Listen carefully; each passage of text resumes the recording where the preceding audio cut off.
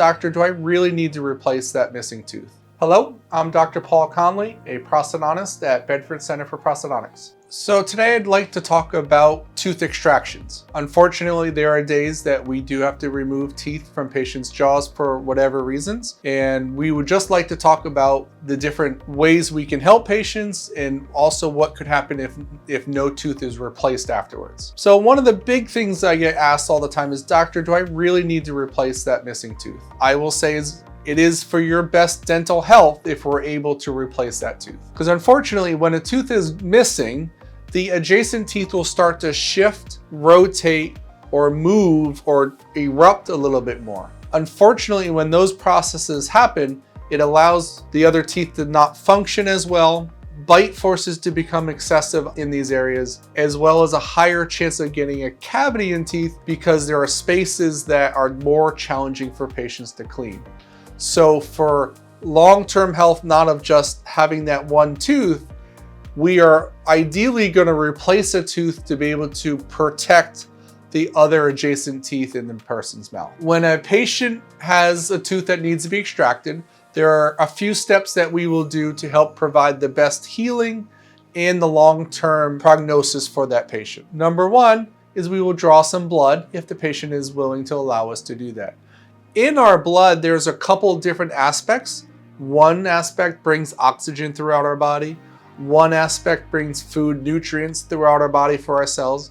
And the third part for us here is the healing aspect.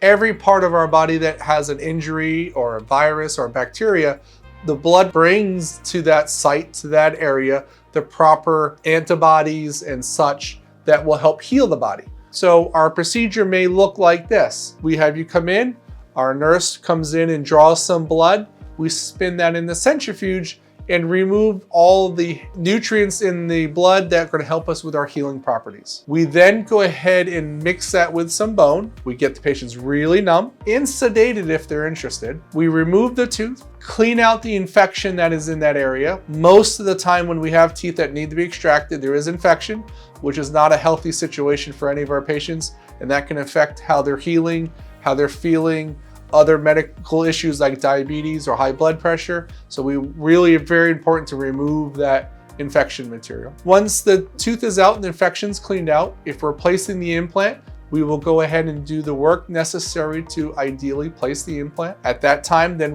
once the implant is in, we put our bone graft material in place that we've mixed with your blood from our earlier procedure, put a tissue membrane in place in a couple of stitches, and we are done. That procedure can be completed very safely, very comfortably in our office.